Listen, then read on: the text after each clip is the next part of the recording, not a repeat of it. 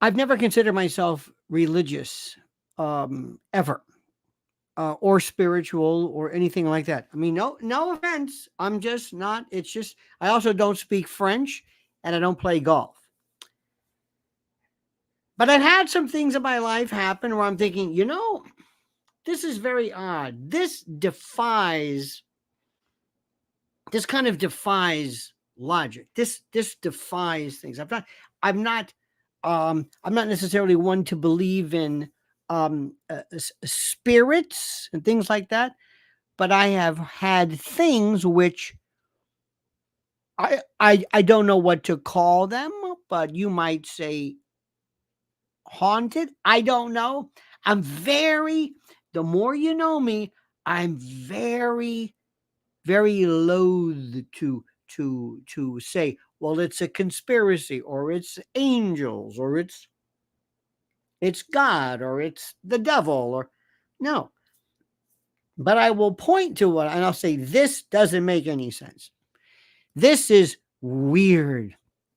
This is strange. This doesn't make any sense. This is weird. That's what I will do.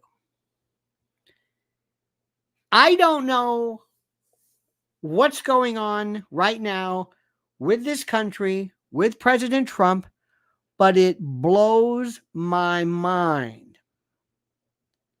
I don't know what to tell you. Let's go through this. First, the obvious. One move, one micro movement, one turn of the head, a little bit more wind speed, a little less wind speed, a change in the particular load of the cartridge that was used to propel the missile, the round, a twitch, anything, micro movements, one way or another. Remember, the slightest movement here converts into feet at the end of the trajectory. One little tiny up or down. Okay. The president is hit in his ear. Doesn't know what it is. He just like, what is this? He hears this. They jump on him. Instead of relieving himself, soiling himself, pulling on Alec Baldwin, crying, cowering, pulling a Fredo. Remember when Fredo, well, that's more of the Secret Service. We'll get to that in a moment. But instead of all of that, the 78-year-old man who probably just processing this, he has the wherewithal, the gumption, the guts, the culione to stand up, to immediately says, no. Face the audience where, for all he knows, the bullets are coming. Could be others as well, co-conspirators, fellow co-shooters. And he gives this Braveheart, fist pump, fight. He makes a connection between what happened and the fact that he is involved in a fight. Not, oh my God, somebody's trying to kill me. But no, that's secondary. His own personal safety is secondary to his saying, we're going to fight. It's like freedom. Who thinks like that? Again, you never know what people are going to do. I hate to keep bringing this up, but he was such a tough guy with people who took his parking space and reporters and people who were shorter or smaller than he was. But Alec Baldwin was this big, tough guy, and he gets his case dismissed. By the way, not on the merits. Not because there was no case. I happen to agree. I think there was a problem with the merits, but the court said, "Oh no, we're not dismissing your case regarding the Rust case, not because of your cause or the merits. We're dismissing it because of the fact that your rights were deprived." Okay. So Trump stands up, and the thing is, can you get my shoes? And you might say to yourself, what's with these shoes? Well, these are laced shoes, and I think they're John Lob's, and they're like $3,000, 35 more, custom made shoes. This guy, can you get my shoes, please? Yeah, I like them. Which way are you going, over here? Meanwhile, this one, and by the way, to be fair, as far as women goes, let's make sure we clarify something, ladies and gentlemen of the jury. There might have been a couple of jadrules running around, a couple of Barney Fifes there pretending to do whatever, but there was one other woman, I believe, who was right in the front, right smack dab in the front, and she was doing a hell of a job. She was right there with the president and everybody else. She was right. In fact, she was in the front, and they want to get him down in front of that podium, in front of the bunting, because that's where the armor plates are. That's where they want to get him down at first. But let's make sure we understand this. We're not going to just pick on women. This anti-DEI business, this demented, enfeebled, and ignorant. That's a different story. You look at I guess as a woman or as some dude or feller with a man bun. Come on, bro. Literally. So that notwithstanding. So that's miracle number one. Okay. That's miracle number one. That blows my mind. Blows my mind. Absolutely blows my mind. That's number one. Number two, today he gets the Mar-a-Lago documents case tossed because basically, and we're not going to go through it, but Jack Smith was not eligible. His status as a prosecutor without Senate approval and this ad hoc, they said, Judge Eileen Cannon said, gone. See ya. And where did she perhaps get that little bit of a clue from? From Clarence Thomas, who said, not for nothing, but this immunity case should apply. These J6 cases, that was a signal. That was saying that's where, follow this line. Well, Eileen Cannon, a Trump appointee, said, gone. That's number two. So of the four remaining, and by the way, that might have been the most serious case. And the reason why is there really was nothing to it. It wasn't about intent. It wasn't about, did you possess the requisite mental wherewithal? No, it was just, did you have these documents? Yeah. Immunity could not have applied. Anyway, it's over. It's done. It's done. It's finished. It's true. That's true on the day of the convention. On the day of the convention. But the story of stories of stories. And this is the one that I'm thinking, oh no. Whoever's in charge of this, God, Zeus, whoever, I think to myself, dear God, Morning Joe,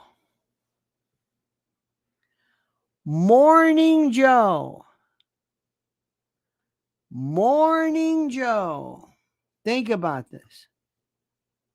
This is their number one flagship program, MDNC, right?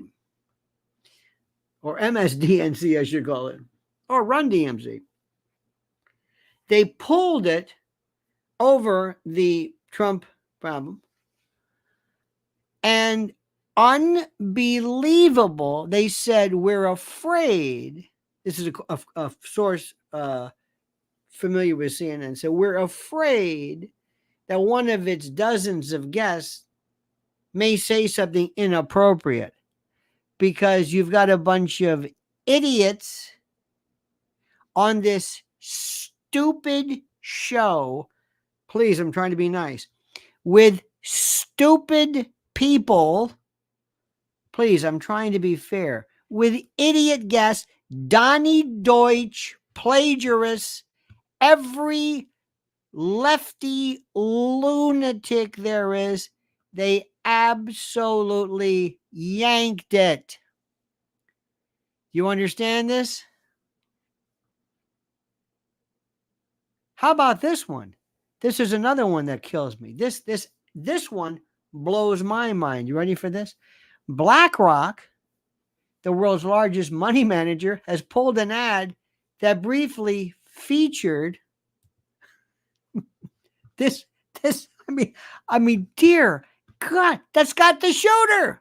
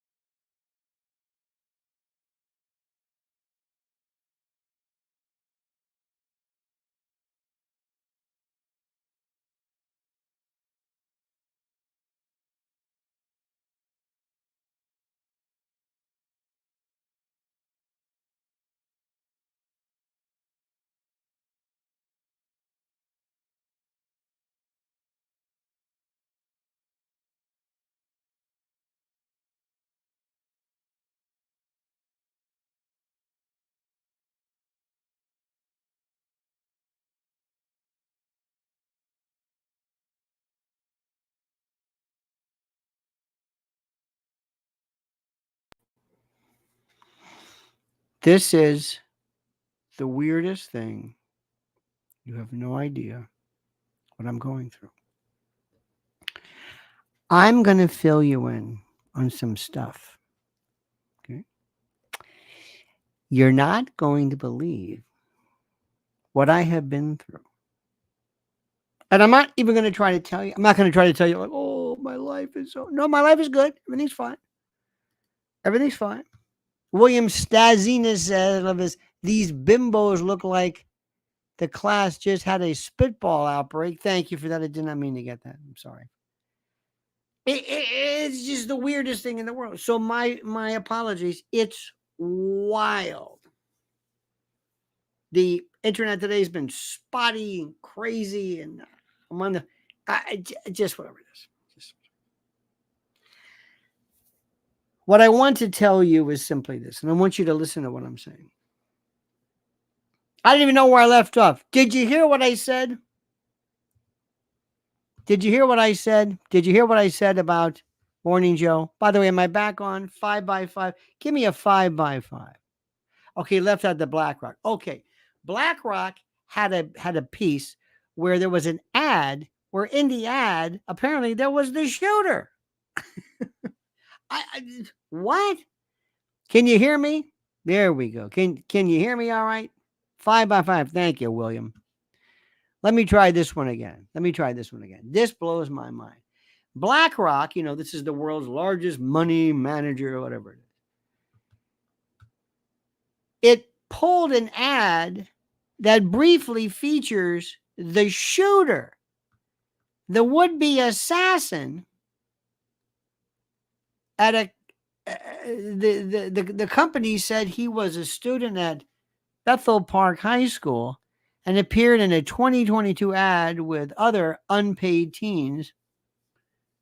And in 2022, this is according to BlackRock, it says, we ran an ad featuring a leader from the Bethel Park High School in which several unpaid students briefly appeared, whatever it was. So anyway, so they pulled that. Did you hear what I said about Morning Joe? Did you hear the Morning Joe? Did you hear the morning? Okay. In the Morning Joe case, you're not going to believe what's happening with this one. In the Morning Joe case, they pulled the morning show the day after. This is the Monday after this tumultuous event, because they were too afraid of what was going to happen, what one of these idiots was going to say. What I'm trying to say to you, my friends, is you can't write this. You cannot write this. You cannot create this. You cannot script this. It is simply the most incredible thing I've ever seen. This was their most important show. This is their flagship. This is their flagship show. Do I make myself clear? Good. It's just incredible. So we've got President. This is not only is he going to win, the word now is that the Republicans are just going to, the Democrats are going to say, you know what, forget it. Let's just go to keep the Senate and the House. And that's it. That's it. It's one of those shows that blows my mind. So, my friends, I just wanted to keep you up to speed with that. We're going to be watching very carefully. Today, I'm going to be in and out. Stay tuned. Like I said, I've got more stuff going on here than you can imagine. I apologize for this craziness. Stand by. Subscribe to Lionel Legal. Okay. Oh, J.D. Vance left Ohio in a motorcade. Well, that's good. Okay. That's good. Whatever it is, that's fine. So we will be talking about this later. I will be going over this with you. I'm going to be just back and forth. But I wanted to let you know, it can't get any better than this. Remember, he's going to do a 5 to 10 point jump after the election or after the convention. He already got a 5 to 10 point jump after this disaster with the debate. Ladies and gentlemen, it can't get better. They may just pull all attempts at trying to win and just worry nothing more about the Congress. All right, dear friends, I'm going to run. I've got all kinds of hits to do. Sorry for the inconvenience. You have a great and a glorious day. I'll keep you posted. Talk to you soon. We'll talk to you later. Stay tuned. Subscribe because I may pop up later. Don't forget, the monkey's dead. The show's over. Sue ya. That.